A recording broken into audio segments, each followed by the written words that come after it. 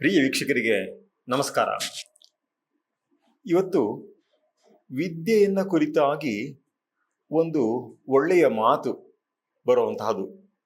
ವಾಸ್ತವವಾಗಿ ಒಳ್ಳೆಯ ಕವಿಯೊಬ್ಬನ ಮಾತು. ಒಳ್ಳೆಯ ಕವಿ ಅಂದರೆ ನಮ್ಮ ಭಾರತದ ಕವಿಗಳಲ್ಲಿ ಅಂತ ಹೇಳಿದ್ರೆ ಅತಿ ಶ್ರೇಷ್ಠನಾದಂತಹ ಕಾಳಿದಾಸನ ಒಂದು ಮಾತು. ಅವನ ಒಂದು ನಾಟಕದಲ್ಲಿ ಬರುವಂತಹ ಈ ಮಾತು ಬಹಳ ಒಳ್ಳೆಯ ಮಾರ್ಗದರ್ಶನವನ್ನು ಕೊಡುತ್ತೆ ವಿದ್ಯೆಯ ವಿಷಯವಾಗಿ. ಆದ್ದರಿಂದ ಅದರ ಬಗ್ಗೆ ಸ್ವಲ್ಪ ನಾವು ತಿಳಿದುಕೊಳ್ಬೇಕು. ಇವತ್ತೆಲ್ಲ ಹೆಂಗಾಗ್ಬಿಟ್ಟಿದೆ ಅಂತ ಹೇಳಿದ್ರೆ ನಮಗೆ ಬೇರೆ ಮೇಷ್ಟ್ರೇ ಬೇಕಾಗಿಲ್ಲ. ಇದಿಲ್ಲ, ಎಲ್ರಿಗೂ ಕಾಮನ್ ಆಗಿರುವಂತಹ ಗುರು, ಗೂಗಲ್ಲೇ ಗುರು ಅನ್ನುವಂತಹ ಕಾಲ ಬಂದ್ಬಿಟ್ಟಿದೆ. ನಮ್ಗೆ ಏನು ಬೇಕಾದ್ರೂ ಗೂಗಲ್ ಹುಡುಕಿದ್ರೆ ಅದಕ್ಕೆ ಬೇಕಾದ ವಿಷಯ ಎಲ್ಲ ಸಿಕ್ಬಿಡುತ್ತೆ ಅಂತ ಅನ್ಕೊಳ್ಳೋದಾಗಿರತ್ತೆ. ಆದರೆ ಹಾಗೆ ವಿದ್ಯೆಯನ್ನು ಹಂಗೆ ಕೊಡೋದ್ರಿಂದ ತುಂಬ ಒಳ್ಳೆಯದಲ್ಲ, ತುಂಬ ಪ್ರಯೋಜನವಾಗುವುದಿಲ್ಲ. ಯಾಕೆ ಅಂತ ಕೇಳಿದ್ರೆ ಇದರಲ್ಲಿ ಎಷ್ಟೋ ವೇಳೆ ಸತ್ಪ್ರಯೋಜನಗಳು ಹೇಗೆ ಸಾಧ್ಯವೋ ಹಾಗೆ ದುಷ್ಪ್ರಭಾವಗಳು ಕೂಡ ಅಷ್ಟೇ ಸಾಧ್ಯ ಅನ್ನೋದನ್ನು ನಾವು ತಿಳಿದುಕೊಳ್ಬೇಕು. ಇವಾಗೆಲ್ಲ ಬೇಕಾದಷ್ಟು ಜನ ಟೆರರಿಸ್ಟ್ಸ್, ಈ ಆತಂಕವಾದಿಗಳು, ಆತಂಕಕಾರಿಗಳು ಇವರೆಲ್ಲ ಇರ್ತಾರಲ್ಲ, ಇರುಳು ತಮಗೆ ಬೇಕಾದ ದುರ್ವಿದ್ಯೆಯನ್ನು ಗೂಗಲ್ನಿಂದಲೇ ಕಲಿಯೋದಕ್ಕೆ ತುಂಬ ಸದವಕಾಶ ಇವತ್ತು ಒದಗಿ ಬಂದಿರುವಂತಹದ್ದು. ಹಿಂದೆ ಆ ರೀತಿಯಾಗಿ ಅಲ್ಲದೇನೆ ಒಬ್ಬ ವಿದ್ಯಾರ್ಥಿ ಬಂದರೆ ಅವನ ಯೋಗ್ಯತೆ ಏನು ಅನ್ನೋದನ್ನು ನೋಡಿಕೊಂಡು ವಿದ್ಯೆಯನ್ನು ಕೊಡೋದಾಗಿತ್ತು. ಒಂದು ಕೆಟ್ಟ ಕಥೆ ಇದೆ. ಕೆಟ್ಟ ಕಥೆ ಅಂದರೆ ಒಳ್ಳೆ ಕಥೆ. ಅದರಲ್ಲಿ ಕೆಟ್ಟ ಜನರಿಗೆ ಯಾವ ರೀತಿ ಆಗತ್ತೆ ಒಂದು ಒಳ್ಳೆ ವಿಷಯ ಅನ್ಕೊಟ್ರೆ ಅಂತ ತೋರಿಸುವಂತಹ ಒಂದು ಪುಟ್ಟ ಕಥೆ ಅದು. ನೀವೆಲ್ಲ ಕೇಳೇ ಇರ್ತೀರ, ಹಿಂದೆ ಎಲ್ಲ ಚಂದ ಮಾಮೂಲಿ ಬರ್ತಾ ಇದ್ದಂತಹ ಕಥೆಗಳ ಥರದ್ದೇನೆ ಅದು. ಒಂದು ಊರಲ್ಲಿ ಒಬ್ಬ ಜಟ್ಟಿ ಇದ್ನಂತೆ. ಅವನು ಅನೇಕ ಜನ ಶಿಷ್ಯರನ್ನ ತಯಾರಿ ಮಾಡಿದ್ದ. ಸರಿ, ಈ ಜಟ್ಟಿಗೆ ತುಂಬ ವಯಸ್ಸಾಯಿತು. ಆದರೆ ತನ್ನ ಶಿಷ್ಯರೆಲ್ಲರೂ ಚೆನ್ನಾಗಿ ಕಲಿತಾ ಇದ್ದಾರೆ ಅನ್ನೋದ್ರ ಬಗ್ಗೆ ಒಂದು ಸಂತೋಷ ಆಯಿತು. ಆದರೆ ಒಬ್ಬ ಜಟ್ಟಿ, ಅವನ ಶಿಷ್ಯರಲ್ಲೇ ಒಬ್ಬ, ಇದ್ದಕ್ಕಿದ್ದಂತೆಯೇ ಒಂದು ದಿವಸ ಊರಿನಲ್ಲಿ ಅವನು ಒಂದು ಘೋಷಣೆ ಮಾಡಿದಂತೆ. ಅವನ ಹಳ್ಳಿನಲ್ಲಿ, ಈ ಊರಿಗೆ ನಾನೇ ನಿಜವಾದ ಜಟ್ಟಿ, ಇದು ನನ್ನನ್ನು ಮೀರಿಸುವಂಥವ್ರು ಯಾರಾದರೂ ಇದ್ದಾರೆ ಅಂತ ಅಂದ್ಕೊಂಡ್ರೆ ನನ್ನ ಜೊತೆ ಅವರು ಯುದ್ಧಕ್ಕೆ ಬರ್ಬೋದು, ಮಲ್ಲ ಯುದ್ಧಕ್ಕೆ ಅಂತಂದ್ಬಿಟ್ಟು ಈ ರೀತಿಯಾದಂತಹ ಒಂದು ಚಾಲೆಂಜ್, ಪಂಥಾಹ್ವಾನ ಅಂತ ನಾವು ಹೇಳ್ತಾರಲ್ಲ, ಆ ಥರ ಒಂದು ಚಾಲೆಂಜ್ ಮಾಡಿದ್ನಂತೆ. ಆವಾಗ ಆ ಶಿಷ್ಯರುಗಳೆಲ್ಲ ಬಂದ್ಬಿಟ್ಟು ಗುರುಗಳ ಹತ್ರ ಹೇಳಿರಂತೆ, ಗುರುಗಳೇ ನೋಡಿದ್ರ ಎಂಥ ಅನ್ಯಾಯ ಆಗೋಯ್ತು, ಇಂಥ ದ್ರೋಹ ಆಗೋಯ್ತು. ಏನಪ್ಪ ಆಯಿತು ಅಂತಂದರೆ, ನೋಡಿ, ತಮ್ಮ ಹತ್ರ ವಿದ್ಯೆಯನ್ನು ಕಲಿತಂಥ ಇವನು ಇವತ್ತು ಈ ಊರಿಗೆ ನಾನೇ ಜಟ್ಟಿ, ಇನ್ಯಾರು ಅಲ್ಲ ಅಂತ ಮುಟ್ಟೆಲ್ಲ ಘೋಷಣೆ ಮಾಡ್ತಾ ಇದ್ದಾನೆ. ಹೀಗೆ ಮಾಡ್ಬೋದ? ಅವನು ತಮ್ಮಂಥವ್ರು ಇರಬೇಕಾದ್ರೆ ತಮ್ಮಿಂದ ವಿದ್ಯೆ ಕಲಿತು ಅವನು ಹೀಗೆ ಮಾಡ್ಬೋದೆ? ತಮಗೆ ವಯಸ್ಸಾಗಿದೆ, ತಾನು ಯೌವನದಲ್ಲಿದ್ದೀನಿ ಅಂತಂದ್ಬಿಟ್ಟು, ತನ್ನ ದೇಹದಲ್ಲಿ ಶಕ್ತಿ ಜೋರಾಗಿದೆ ಅಂತಂದ್ಬಿಟ್ಟು, ಈ ವಿದ್ಯೆ ಇಲ್ಲ ಬೇಕಾಷ್ಟು ಕಲಿತ್ಬಿಟ್ಟಿದ್ದಾನೆ ಅಂತಂದ್ಬಿಟ್ಟು ಅವನು ಈ ರೀತಿ ಕೊಬ್ಬು ಮಾಡ್ತಾ ಇದ್ದಾನೆ.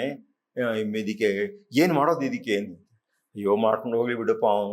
ಅವನು ಮೊದಲಿಂದಾನು ಸ್ವಲ್ಪ ಈ ರೀತಿಯಾದಂತಹ ದರ್ಪದ ಪ್ರವೃತ್ತಿ ಅವನಲ್ಲಿತ್ತು, ಗೊತ್ತಿತ್ತು ನನಗೆ. ಆಯ್ತು, ಮಾಡ್ಕೊಂಡು ಹೋಗ್ಲಿ ಬಿಡು.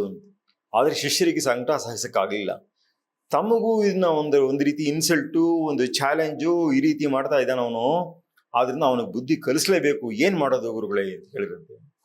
ಅದಕ್ಕೆ ಅವ್ರು ಹೇಳಿದ್ರು, ಸರಿಪಾ, ನೀವೆಲ್ಲ ಅಷ್ಟೊಂದು ಕೇಳ್ತಾ ಇದ್ದೀರಲ್ಲ, ಆಯಿತು, ನಾಳೆನೆ ಒಂದು ಮಲ್ಲಯುದ್ಧ ಏರ್ಪಡಿಸೋಣಂತೆ, ನಾನೇ ಬರ್ತೀನಿ. ಅವನು ತುಂಬ ಯೌವನದಲ್ಲಿದ್ದಾನೆ, ಅವನ ಮೈಯಲ್ಲಿ ಅಷ್ಟೊಂದು ಶಕ್ತಿ ಇದೆ, ತಾವು ಹಣ್ಣು ಮುದುಕರಾಗ್ತಾ ಇದ್ದೀರಾ, ಆದ್ರೂ ನೀವು ಅವನ್ನ ನಾಳೆ ಅಲ್ಲಿ ಕಾಳಗದಲ್ಲಿ ಊರೆಲ್ಲ ಜನಗಳೆಲ್ಲ ಸೇರಿರ್ಬೇಕಾದ್ರೆ ನೀವು ಅವ್ರನ್ನ ಮೀರ್ಸಕ್ಕಾಗತ್ತಾ ಗುರುಗಳೇ ಅಂತ ಕೇಳಿದಂತೆ. ನಾನು ನೋಡ್ಕೋತೀನಿ ಬಾಪ, ನಾಳೆ ನೋಡೋಣ ಅಂತಂದ್ಬಿಟ್ಟು ಅದಕ್ಕೆ ವ್ಯವಸ್ಥೆ ಆಯಿತು. ಊರಿನ ಜನಗಳೆಲ್ಲ ಸೇರಿದ್ರು. ಆಮೇಲೆ ಅವನು ಬಂದು ಗುರುವಿಗೆ ಏನು ನಮಸ್ಕಾರವನ್ನು ಮಾಡ್ದೇನೇ ಗರ್ವದಿಂದ ನಾನೇ ಈ ಊರಿನ ಜಟ್ಟಿ ಅಂತಂತ ಘೋಷಣೆ ಮಾಡಿಕೊಂಡು ಅವ್ರ ಜೊತೆನೇ ಯುದ್ಧಕ್ಕೆ ನಿಂತ್ಕೊಂಡಂತೆ. ಯುದ್ಧಕ್ಕೆ ನಿಂತ್ಕೊಂಡ್ರೆ ಏನಾಯ್ತು, 1-2 ನಿಮಿಷದ ಒಳಗಡೆ ಗುರುಗಳು ಅವನ್ನ ಒಂದು ಪಟ್ಟು ಹಾಕಿ ಅವನ್ನ ಬೀಳಿಸ್ಬಿಟ್ರು. ಆಯ್ತಾ, ಸೋತೆ ಅಂತ ಅವನ ಬಾಯಲ್ಲಿ ಬರ್ಸ್ಬಿಟ್ರು. ಸರಿ, ಆವಾಗ ಅವನು ಹೇಳಿದಂತೆ, ಗುರುಗಳೇ ನೀವು ನಂಗೆ ಮೋಸ ಮಾಡಿಬಿಟ್ರಿ ಅಂತಂದ್ಬಿಟ್ಟು.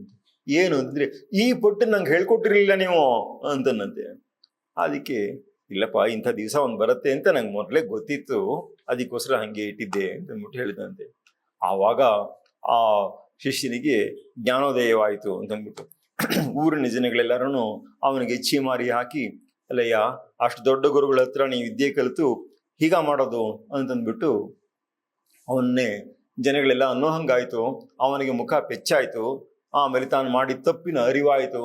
ಆಮೇಲೆ ಅವನು ಸರಿ ಹೋದ, ವಿನಯದಿಂದ ವರ್ತಿಸೋದಕ್ಕೆ ಶುರು ಮಾಡ್ದ ಅಂತಂದ್ಬಿಟ್ಟು ಈ ರೀತಿ ಒಂದು ಕಥೆಯನ್ನ ಹೇಳ್ತಾರೆ. ಇದರ ಹೇಳಿದ ಉದ್ದೇಶ ಏನು ಅಂತ ಹೇಳಿದ್ರೆ, ಯಾರು ನಿಜವಾದ ಅರ್ಹತೆಯುಳ್ಳವನಲ್ಲವೋ ಅಂಥವನಿಗೆ ವಿದ್ಯೆಯನ್ನ ಕೊಟ್ಟರೆ ಸ್ವಲ್ಪ ವಿದ್ಯೆ ಬಂದರೆ ಸಾಕು.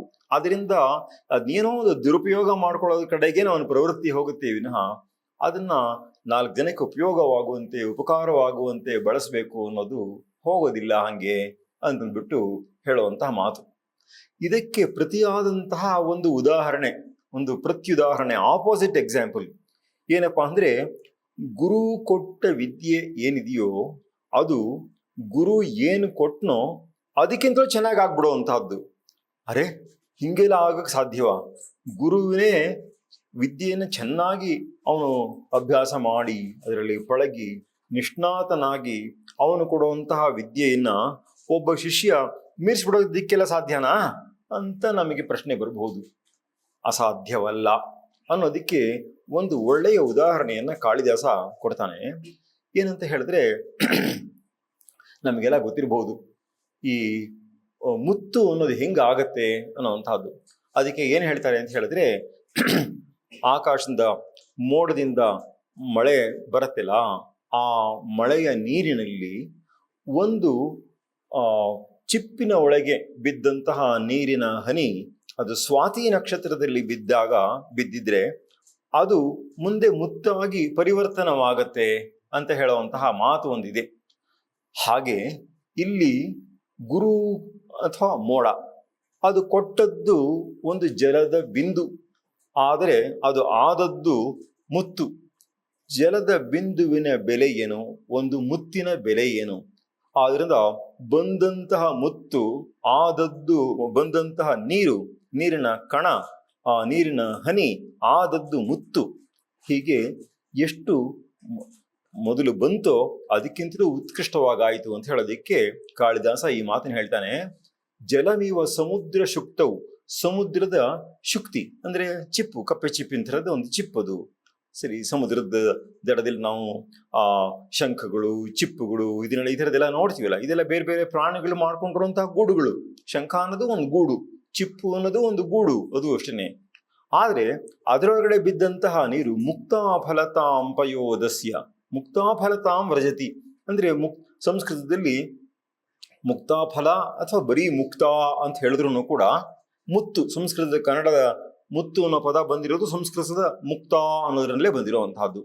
ಆದ್ರಿಂದ ಆ ಮುಕ್ತಾ ಫಲವನ್ನಾಗಿ ಅದು ತನ್ನನ್ನು ತಾನೇ ಮಾರ್ಪಡಿಸ್ಕೊಂಡ್ಬಿಟ್ಟಿರುತ್ತೆ ಸರಿಯಾದ ಜಾಗದಲ್ಲಿ ಬಿದ್ದಿದ್ದರಿಂದಾಗಿ ಅಂತ. ಆ ಮಳೆ ನೀರ ಎಷ್ಟು ಕಡೆ ಬಿತ್ತು, ಸಮುದ್ರದ ಮೇಲೆಲ್ಲ ಬಿದ್ದಿತ್ತು, ಎಲ್ಲೆಲ್ಲೆಲ್ಲೋ ಬಿದ್ದಿತ್ತು, ಯಾವುದೂ ಹಂಗಾಗ್ಲಿಲ್ಲ. ಆದ್ರೆ ಆ ಸಮುದ್ರ ಶುಕ್ತಿ ಏನಿದೆಯೋ ಅದರೊಳಗೆ ಬಿದ್ದಂತಹ ನೀರಿನ ಕಣ ಈ ರೀತಿ ಪರಿವರ್ತನೆಗೊಂಡಿತು ಅನ್ನೋದನ್ನ ಒಂದು ಉದಾಹರಣೆಯಾಗಿ ಕೊಟ್ಟು, ಅದರಿಂದ ನಾವು ಕಲಿಯುವಂತಹ ಪಾಠ ಏನು ಅಂತ ಹೇಳಿದ್ರೆ, ಪಾತ್ರ ವಿಶೇಷೇ ನ್ಯಸ್ತಂ ಗುಣಾಂತರಂ ವ್ರಜತಿ ಶಿಲ್ಪಂ ಆಧಾತು. ಆಧಾತೃ ಅಂತಂದ್ರೆ ಇಡುವಂತಹವನು ಅಂತಂದ್ಬಿಟ್ಟು, ಅಂದ್ರೆ ಇಲ್ಲಿ ಗುರು ಅವನು ಇಡುವಂತಹ ಶಿಲ್ಪಂ ಅಂತಂದ್ರೆ ವಿದ್ಯೆ. ಶಿಲ್ಪ ಅನ್ನೋದು ಬರೀ ಸ್ಕಲ್ಪ್ಚರ್ ಅನ್ನೋ ಅಷ್ಟೇ ಅರ್ಥದಲ್ಲೇ ತಗೊಳ್ಬೇಕು ಅಂತ ಅಲ್ಲ. ಸಂಸ್ಕೃತದಲ್ಲಿ ಇದು ಯಾವುದೇ ವಿದ್ಯೆಯನ್ನು ಕೂಡ ಒಂದು ಶಿಲ್ಪ ಅಂತ ಹೇಳುವಂತಹದ್ದು ಒಂದು ಮಾತು ಸಂಸ್ಕೃತದಲ್ಲಿ ಆ ಕ್ರಮ ಇದೆ. ಹಾಗೆ ಆಧಾತು ಶಿಲ್ಪಂ ಗುಣಾಂತರಂ ವ್ರಜತಿ, ಬೇರೆ ಗುಣವನ್ನೇ ಹೊಂದ್ಬಿಡುತ್ತೆ. ಅಂದ್ರೆ ಅರ್ಥ ಏನಂತಂದ್ರೆ, ಗುರು ಕೊಟ್ಟಂತಹ ಇನ್ಪುಟ್ ಅದರ ಪ್ರಾಪರ್ಟೀಸ್ ಏನಿದೆಯೋ, ಆಮೇಲೆ ಬಂದಂತಹ ಔಟ್ಪುಟ್ ಅದರ ಪ್ರಾಪರ್ಟೀಸ್ ಏನಿದೆಯೋ ನೋಡಿದ್ರೆ ಒಂದಕ್ಕಿಂತ ಒಂದು ವರ್ಲ್ಡ್ ಆಫ್ ಡಿಫರೆನ್ಸ್ ಅಂತ ಹೇಳ್ತಾರಲ್ಲ, ಆ ತರಹ ಒಂದು ತುಂಬಾ ವಿಭಿನ್ನವಾಗಿರುವಂತಹ ಗುಣಾಂತರ. ಅಂದ್ರೆ ಅನ್ಯ ಗುಣ ಗುಣಾಂತರಂ, ಹಾಗೆ ಬೇರೆ ಗುಣಗಳೇ ಅದರಲ್ಲಿ ಬಂದು ತುಂಬ್ಕೊಂಡ್ಬಿಟ್ಟಿರುತ್ತೆ, ಬಂದು ಸೇರ್ಕೊಂಡ್ಬಿಟ್ಟಿರುತ್ತೆ, ಅಷ್ಟು ಪರಿಷ್ಕೃತವಾಗಿರುತ್ತೆ ಅಂತ ಹೇಳುವಂತಹದ್ದು. ಇದೆಲ್ಲ ಯಾವುದರಿಂದ ಸಾಧ್ಯವಾಯಿತು ಅಂದರೆ ಪಾತ್ರ ವಿಶೇಷೇ ನ್ಯಸ್ತಂ, ವಿಶೇಷವಾದ ಪಾತ್ರದಲ್ಲಿ ಇಟ್ಟಂಥದ್ದು. ಆದ್ದರಿಂದ ವಿದ್ಯೆಯನ್ನ ಸರಿಯಾದ ಪಾತ್ರನಿಗೆ ಕೊಟ್ಟ ಪಕ್ಷದಲ್ಲಿ ಅದು ಗುಣಾಂತರವನ್ನೇ ಹೊಂದತ್ತೆ. ಅಂದರೆ ಮೊದಲು ಇಲ್ಲದೇ ಇದ್ದಂತಹ ಗುಣವನ್ನ, ಅನೇಕ ಗುಣಗಳನ್ನ ಅದು ಹೊಂದುವಂತಹದ್ದಾಗಿರತ್ತೆ. ಆ ಗುರು ಕೊಟ್ಟಂತಹ ವಿದ್ಯೆಗೇನೋ ಒಂದು ವ್ಯಾಲ್ಯೂ ಇರುತ್ತೆ, ಆದರೆ ಇದು ವೆರಿ ಹೈಲಿ ವ್ಯಾಲ್ಯೂಯೇಬಲ್ ಆಗ್ಬಿಡುವಂತಹ ಒಂದು ಪ್ರಸಂಗ. ಮೋಡದ ಉದಾಹರಣೆಯಲ್ಲಿ ತಗೊಂಡ್ರೆ ನೀರಿನ ಹನಿಗೆ ಏನು ಮಹಾ ವಿಶೇಷ ಗುಣಗಳಿವೆ ಅಂತ ಅನಿಸ್ಕೊಳ್ಳುವಂತಹದ್ದು, ಆದರೆ ಆ ಪಾತ್ರದಲ್ಲಿ, ಸರಿಯಾದ ಪಾತ್ರದಲ್ಲಿ ಅದು ಸಿಕ್ಕಿ ಎಷ್ಟು ಪರಿಷ್ಕಾರವಾಗೋಯ್ತು ಹೇಳುವಂತಹದ್ದು. ನಿಜವಾಗಿ ಹೇಳೋದಾದ್ರೆ ಸರಿಯಾದ ಗುರು ಸರಿಯಾದ ಶಿಷ್ಯನಲ್ಲಿ ತಾನು ವಿದ್ಯೆಯನ್ನು ಕೊಟ್ಟರೆ ಈ ರೀತಿಯಾಗಿ ಮೊದಲು ಕೊಟ್ಟದ್ದಕ್ಕಿಂತಲೂ ಇನ್ನೂ ತುಂಬ ಚೆನ್ನಾಗಿ ಆಗುವಂತಹದ್ದು ಅಂತ. ರಾಮಾಯಣದಲ್ಲಿ ಮಾತು ಬರುತ್ತೆ, ವಾಲ್ಮೀಕಿಗಳು ಲವಕುಶರಿಗೆ ರಾಮಾಯಣವನ್ನು ಅವರು ಪಾಠ ಮಾಡಿದ್ರು ಅಂತ ಹೇಳಬೇಕಾದ್ರೆ, ವೇದೋಪ ಬ್ರಹ್ಮಣಾರ್ಥ ಯಥಾ ವಗ್ರಾಹಯತ ಪ್ರಭು ಅಂತ. ವೇದದ ಒಂದು ಉಪಬ್ರಹ್ಮಣಕ್ಕಾಗಿ, ಉಪಬ್ರಹ್ಮಣ ಅಂತ ಹೇಳಿದ್ರೆ ಅದನ್ನು ತುಂಬಾ ಚೆನ್ನಾಗಿ ಮಾಡೋದು, ಅದನ್ನು ತುಂಬಾ ವೃದ್ಧಿಪಡಿಸುವಂತಹದ್ದು, ಅದರಲ್ಲಿ ಕ್ವಾಲಿಟೇಟಿವ್ ಇಂಪ್ರೂವ್ಮೆಂಟ್ ಅನ್ನು ಕೂಡ ಮಾಡುವಂತಹದ್ದು, ಈ ರೀತಿ ಇರುವಂತಹದ್ದು. ಹಾಗೆ ಇಲ್ಲಿ ವಿದ್ಯೆಯನ್ನ, ಸರಿಯಾದ ವಿದ್ಯೆಯನ್ನ ಸತ್ಪಾತ್ರನಿಗೆ ಕೊಡು, ಈ ವಿಷಯವನ್ನ ಶ್ರೀರಂಗ ಮಹಾಗುರುಗಳು ತುಂಬಾ ಒತ್ತಿ ಒತ್ತಿ ಹೇಳ್ತಾ ಇದ್ರು. ಅವರು ಹೇಳಿದಂತಹ ಒಂದು ಒಳ್ಳೆಯ ಸೂಕ್ತಿ, ಶಸ್ತ್ರವನ್ನು ಶಾಸ್ತ್ರವನ್ನು ಅಪಾತ್ರನಲ್ಲಿ ಇಡಬೇಡ ಅಂತಂದ್ಬಿಟ್ಟು. ಅಂದ್ರೆ ಅದೆರಡನ್ನು ಕೂಡ ಯಾರಿಗೆ ಕೊಡಬೇಕೋ ಅಂಥವ್ರನ್ನ ಗುಣದೋಷಗಳ ಪರೀಕ್ಷೆಯನ್ನ ಮಾಡಿ ಆವಾಗ ಕೊಡುವಂತಹದ್ದೇ ವಿನಃ ಅದಲ್ಲದೇನೆ ಇದು ವಿದ್ಯೆ ಯಾರಿಗೆ ಬೇಕಾದ್ರೆ ಕೊಡ್ತೀನಿ, ಎಲ್ಲರೂ ಬನ್ನಿ ತಗೊಳ್ಳಿ ಅಂತ ಫ್ರೀಯಾಗಿ ಕೊಟ್ಬಿಡುವಂಥದ್ದಲ್ಲ. ನಾವು ನೋಡಿದಂತಹ ಮೊದಲನೆಯ ಉದಾಹರಣೆಯಲ್ಲಿ, ಆ ಜಟ್ಟಿಯ ಉದಾಹರಣೆಯಲ್ಲಿ ವಿದ್ಯೆಯನ್ನೇ ಇವನು ಹೇಳ್ಕೊಟ್ಟಿದ್ರು ಕೂಡ ಅವನು ಅಪಾತ್ರನಾಗಿದ್ದರಿಂದ ತನ್ನ ಗುರುವಿಗೇನೆ ಅದನ್ನ ವಿರುದ್ಧವಾಗಿ ಉಪಯೋಗಿಸ್ತೀನಿ ಅಂತ ಹೊರಟ. ಎರಡನೆಯ ಉದಾಹರಣೆ ಕಾಳಿದಾಸ ಕೊಟ್ಟಿರುವಂತಹ ಉದಾಹರಣೆಯಲ್ಲಿ ಕೊಟ್ಟಿದಂತಹ ವಸ್ತು ಇನ್ನೂ ತುಂಬಾ ಚೆನ್ನಾಗಿ ಬೆಳೀತು, ಗುರುವಿಗೆ ಸಂತೋಷವಾಗುತ್ತೆ. ನಿಜವಾಗ್ಲೂ ಗುರು ಸಂತೋಷ ಪಡೋದು ತನ್ನ ಶಿಷ್ಯರು ತಾನು ಕೊಟ್ಟ ವಿದ್ಯೆಯನ್ನ ಇನ್ನೂ ಚೆನ್ನಾಗಿ ವೃದ್ಧಿಪಡಿಸಿಕೊಂಡಾಗ, ಅದರಲ್ಲಿ ಒಂದು ಒಳ್ಳೆಯ ಉಪಬ್ರಹ್ಮಣವಾದಾಗ. ಈ ಸೂತ್ರವನ್ನು ನಾವು ಮನಸ್ಸಿನಲ್ಲಿಟ್ಟುಕೊಂಡು ನಮ್ಮಲ್ಲಿ ಸತ್ಪಾತ್ರತ್ವವನ್ನ ನಾವು ಸಿದ್ಧಪಡಿಸಿಕೊಂಡು ಸದ್ಗುರುಗಳಿಂದ ಸದ್ವಿದ್ಯೆಯನ್ನು ಕಲಿತು ನಮಗೂ ಲೋಕಕ್ಕೂ ಉಪಯೋಗವಾಗುವಂತೆ, ಉಪಕಾರವಾಗುವಂತೆ ಮಾಡಬೇಕಲ್ಲವೇ? ನಮಸ್ಕಾರ.